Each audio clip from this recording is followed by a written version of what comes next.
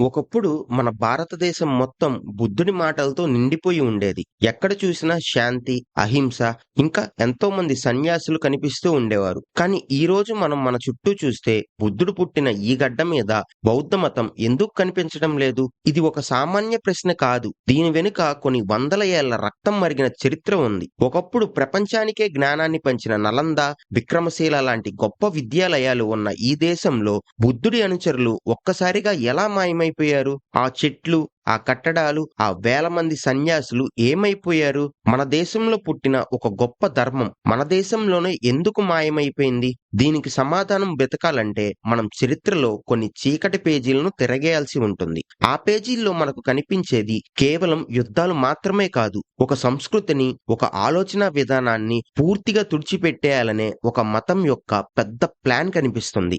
అసలు ఆ రోజు ఏం జరిగింది అనేది ఇప్పుడు మనం వివరంగా తెలుసుకుందాం. కానీ అంతకంటే ముందు ఒక చిన్న విషయం ఆలోచించండి. అంత పెద్ద సామ్రాజ్యాలు, అంత శక్తివంతమైన రాజులు ఉన్నా కూడా బౌద్ధ మతం తనని తాను ఎందుకు కాపాడుకోలేకపోయింది? ఈ ప్రశ్నలోనే మనకు కావాల్సిన అసలు రహస్యం దాగి ఉంది. చాలా ఏళ్ల క్రితం మన దేశంలో బౌద్ధ మతం చాలా బలంగా ఉండేది. అశోక చక్రవర్తి లాంటి రాజులు ఈ మతాన్ని ప్రపంచం నలుమూలలకి తీసుకెళ్లారు. కానీ సమయం గడిచే కొద్దీ పరిస్థితి మారుతూ వచ్చింది. క్రీస్తు శకం 11, 12వ శతాబ్దాల నాటికి మన దేశం మీదకు విదేశీ దండయాత్రలు మొదలయ్యాయి. ముఖ్యంగా సెంట్రల్ ఏషియా నుంచి వచ్చిన ముస్లిం రాజులు మన దేశం మీద కన్ను వేశారు. వారు కేవలం బంగారం కోసం, సంపద కోసం మాత్రమే రాలేదు. వారి వెంట ఒక కొత్త మతాన్ని, ఒక కొత్త సిద్ధాంతాన్ని కూడా తెచ్చారు. అప్పటి వరకు మన దేశంలో ఉన్న యుద్ధాలు వేరు, ఇప్పుడు జరగబోయే యుద్ధాలు వేరు. అప్పటి వరకు రాజులు రాజ్యాల కోసం పోరాడేవారు. కానీ ఇప్పుడు వస్తున్న వారు ఒక సంస్కృతినే మార్చేయాలని వచ్చారు. ఈ క్రమంలోనే బౌద్ధ మతం మొదటిసారి టార్గెట్ అయింది. ఎందుకంటే బౌద్ధులు అహింసను నమ్మేవారు. వారు యుద్ధాలకు దూరంగా ఉండేవారు. శాంతిని కోరుకునే ఆ సన్యాసుల దగ్గర కత్తులు లేవు, కేవలం పుస్తకాలు మాత్రమే ఉన్నాయి. మరి ఆ కత్తుల ముందు ఈ పుస్తకాలు నుంచున్నాయా అంటే చరిత్ర చాలా ఘోరమైన సాక్ష్యాలను మన ముందు ఉంచుతుంది. బౌద్ధ మతం భారతదేశం నుండి మాయమవడానికి అతిపెద్ద కారణం ఏమిటంటే ఆ మతం పూర్తిగా మఠాల మీద, అంటే మానిస్ట్రస్ మీద ఆధారపడి ఉండేది. హిందూ మతం అలా కాదు. అది ప్రతి ఇంట్లో ఉంటుంది, ప్రతి ఊర్లో ఉంటుంది. ఒక గుడి కూల్చినా సరే ఇంట్లో పూజ గదిలో దేవుడు ఉంటారు. కానీ బౌద్ధ మతం అలా కాదు. సన్యాసులు అందరూ ఒకే చోట ఉండేవారు, చదువుకునేవారు, అందరూ ఒకే చోట ఉండేవారు. ఈ మఠాలే బౌద్ధ మతానికి గుండెకాయ లాంటివి. దండయాత్రికులకు ఇది చాలా తేలికగా అర్థమైపోయింది. ఈ మఠాలను నాశనం చేస్తే, ఆ మతాన్ని నడిపే సన్యాసులను చంపేస్తే ఇక ఆ మతం అనేది ఉండదని వారు ప్లాన్ వేశారు. ఆ ప్లాన్ లోనే భాగంగా బీహార్, బెంగాల్ ప్రాంతాల్లో ఉన్న పెద్ద పెద్ద బౌద్ధ కేంద్రాల మీద దాడులు మొదలయ్యాయి. ఆ దాడులు ఎంత దారుణంగా ఉండేవో మనం ఊహించలేము. బౌద్ధ సన్యాసులకి యుద్ధం చేయడం తెలియదు. వాళ్ళు కేవలం ప్రార్థనలు చేసుకుంటూ ఉండేవారు. అటువంటి వారి మీద గుర్రాల మీద వచ్చి కత్తులతో విరుచుకుపడటం అంటే ఇది ఒక యుద్ధం కాదు, అది ఒక ఊచకోత.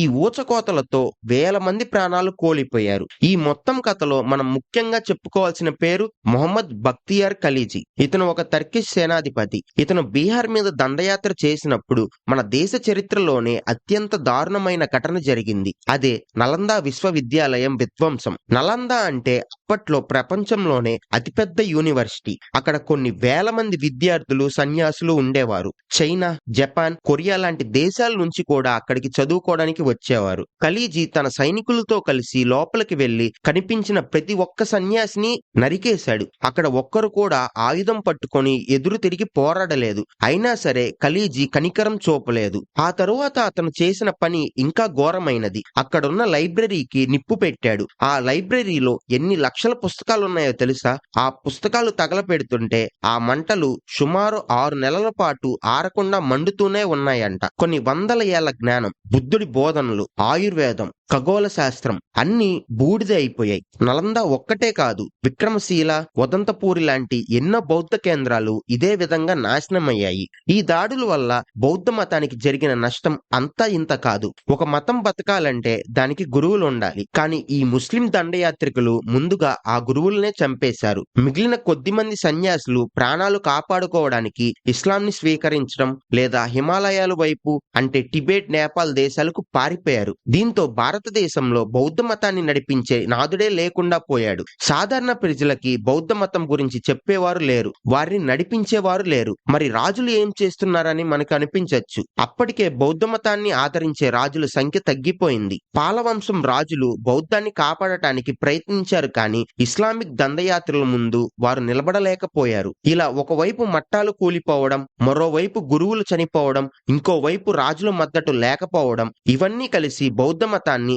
అగాధంలోకి నెట్టేశాయి. అయితే ఇక్కడ మనం ఒక ముఖ్యమైన విషయాన్ని గమనించాలి. అదే సమయంలో హిందూ మతం కూడా దాడులకు గురైంది కదా. మరి అది ఎలా బ్రతికింది అంటారా? బౌద్ధం ఎందుకు పోయింది అంటారా? దీనికి కారణం బౌద్ధం కేవలం మఠాల్లో మాత్రమే బ్రతికి ఉండటం. హిందూ మతం అనేది ప్రతి సామాన్య మనిషి జీవితంలో ఒక భాగం. బౌద్ధ మతంలో సన్యాసులకు ఉన్న ప్రాముఖ్యత సామాన్య ప్రజలకు ఉండేది కాదు. అంటే ఆ మతం పూర్తిగా సన్యాసుల మీదే ఆధారపడి నడిచేది. ఎప్పుడైతే ఆ సన్యాసులు లేకుండా పోయారో ఆ మతం కూడా మెల్లిమెల్లిగా కనుమరుగైపోయింది. ప్రజలు భయం వల్ల, మరికొందరు ఒత్తిడి వల్ల ఇస్లాం మతంలోకి మారిపోయారు. ముఖ్యంగా బెంగాల్ ప్రాంతంలో చాలా మంది బౌద్ధులు ఇస్లాంలోకి మారిపోయారు. ఎందుకంటే వారికి అప్పుడు వేరే దారి కనిపించలేదు. రక్షణ ఇచ్చే రాజు లేడు, దారి చూపే గురువు లేడు. ఇలా భారతదేశంలో ఒక వెలుగు వెలిగిన బౌద్ధ ధర్మం చీకటిలోకి జారిపోయింది. కానీ ఈ కథ ఇక్కడితో అయిపోలేదు. ఆ ముస్లిం దండయాత్రికులు కేవలం కట్టడాలను మాత్రమే కోల్చలేదు,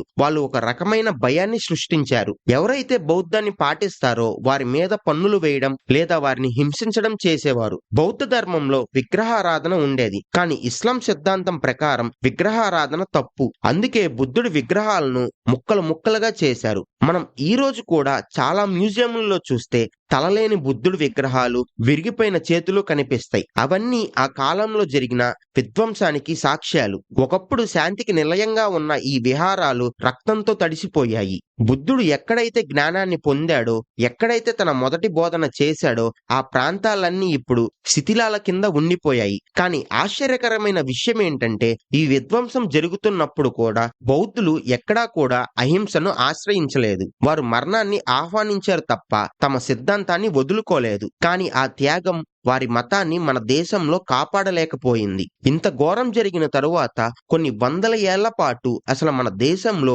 బుద్ధుడు అనే వ్యక్తి ఒకడు ఉన్నాడనే విషయం కూడా ప్రజలు మర్చిపోయారు. అశోకుడి స్తంభాలు, బౌద్ధ స్తూపాలు అన్ని మట్టిలో కలిసిపోయాయి. ప్రజలు వాటిని చూసి ఇవి ఏవో పాత బిల్డింగ్స్ అని అనుకునేవారు తప్ప అవి ఒక గొప్ప చరిత్రకు గుర్తులని గుర్తించలేకపోయారు. బ్రిటిష్ వారు మన దేశానికి వచ్చిన తరువాత వారు తవ్వకాలు జరిపినప్పుడు మాత్రమే మళ్ళీ బుద్ధుడు మన దేశానికి పరిచయం అయ్యాడు. అప్పుడు తెలిసింది మన దేశం ఎంత గొప్ప జ్ఞానాన్ని కోల్పోయిందని. కానీ అప్పటికే జరగాల్సిన నష్టం జరిగిపోయింది. ఆ సంస్కృతిని పునరుద్ధరించడం అంత సులభం కాదు. ముఖ్యంగా రక్తపాతం వల్ల అంతమైన సంస్కృతి మళ్ళీ తేవడం అంటే అది ఒక పెద్ద పోరాటమే. మరి ఆనాడు ఆ సన్యాసులు పారిపోకుండా ఉండి ఉంటే ఏం జరిగేది? ఒకవేళ నలంద లాంటి యూనివర్సిటీలు ఇప్పటికీ ఉండి ఉంటే మన దేశం ఎలా ఉండేది? ఈ ప్రశ్నలు మనల్ని ఇప్పటికీ వెంటాడుతూనే ఉంటాయి. ఈ విధ్వంసం వెనుక ఉన్న మతపరమైన కారణాలు కూడా మనం లోతుగా అర్థం చేసుకోవాలి. ఆ కాలంలో వచ్చిన ముస్లిం దండయాత్రికులు తాము చేస్తున్నది ఒక పవిత్రమైన పనిగా భావించేవారు. అంటే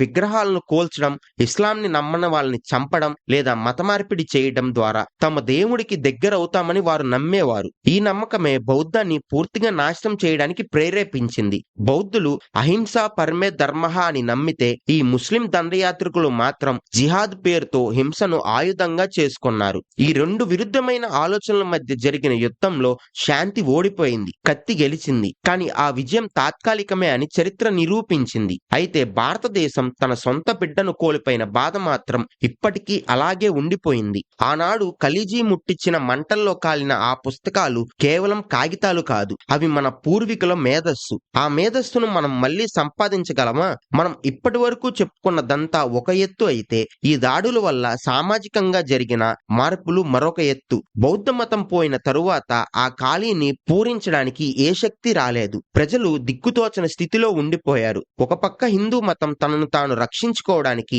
ఇంకా కఠినమైన నియమాలు పెట్టుకుంది, మరోపక్క ఇస్లాం వేగంగా విస్తరిస్తుంది. ఈ మధ్యలో బౌద్ధం ఎక్కడా కనిపించకుండా పోయింది. కానీ మన దేశ మట్టిలో ఇప్పటికీ ఆ బౌద్ధ సువాసనలు ఉన్నాయి. మనం గౌరవించే చాలా ఆచారాలు, మనం చెప్పుకునే చాలా కథలు బుద్ధుడి నుంచి వచ్చినవే. కానీ కానీ అవి మనం బుద్ధుడివి అని గుర్తించలేకపోతున్నాం. చరిత్ర అంటే కేవలం రాజుల పేర్లు కాదు. అది మనం ఎవరు అని చెప్పే ఒక అద్దం. ఆ అద్దం ఇప్పుడు పగిలిపోయింది. దాన్ని మళ్ళీ అతికించాలంటే మనం నిజాలను ధైర్యంగా ఒప్పుకోవాలి. అప్పుడే మన గతానికి మనం గౌరవం ఇచ్చినట్లు అవుతుంది. ఈ మొత్తం చరిత్ర మనకు ఒక పాఠాన్ని నేర్పుతుంది. ఒక జాతి తనను తాను రక్షించుకోవాలంటే కేవలం జ్ఞానం ఉంటే సరిపోదు. ఆ జ్ఞానానికి కాపాడుకునే శక్తి కూడా ఉండాలి అని. బౌద్ధ మతం జ్ఞానాన్ని ఇచ్చింది కానీ ఆయుధాన్ని ఇవ్వలేదు. అందుకే అది కత్తుల ముందు తల వంచాల్సి వచ్చింది. కానీ ఈ రోజు మనం మళ్ళీ బుద్ధుణ్ణి వెతుక్కుంటున్నాం. మన దేశంలో బుద్ధుడు లేకపోయినా ఆయన ప్రపంచం మొత్తం ఉన్నాడు. కానీ ఆయన పుట్టిన గడ్డ మీద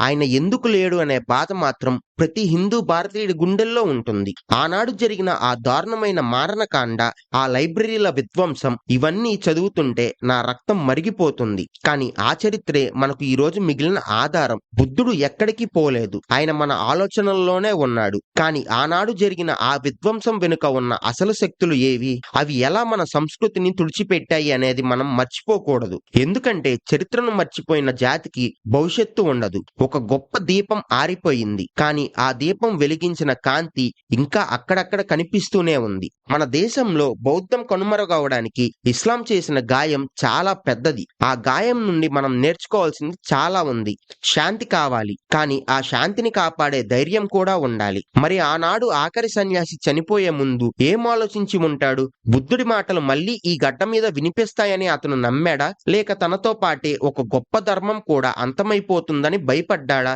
ఈ ప్రశ్నలకు సమాధానం మనకు ఆ స్థితిలాల్లోనే దొరుకుతుంది. కానీ ఒక్క విషయం మాత్రం నిజం. ఎంతటి విధ్వంసం జరిగినా సత్యం ఎప్పటికీ చావదు. అది ఏదో ఒక రూపంలో మళ్ళీ తిరిగి వస్తుంది. ఆ నమ్మకంతోనే మనం ముందుకు సాగాలి. కానీ ఆనాడు జరిగిన ఆ అన్యాయాన్ని, రక్తపాతాన్ని మాత్రం మనం ఎప్పటికీ మర్చిపోకూడదు. ఈ వీడియో మీకు నచ్చినట్లయితే మన చరిత్రలోని ఇటువంటి నిజాలను అందరికీ తెలియజేయడానికి ఈ వీడియోను తప్పకుండా షేర్ చేయండి. మీ అభిప్రాయాలను కమెంట్స్ రూపంలో మాకు తెలియజేయండి. మరిన్ని చారిత్రక విషయాల కోసం మన ఛానల్ను సబ్స్క్రైబ్ చేసుకోండి. నెక్స్ట్ వీడియోలో కలుద్దాం. Bye bye.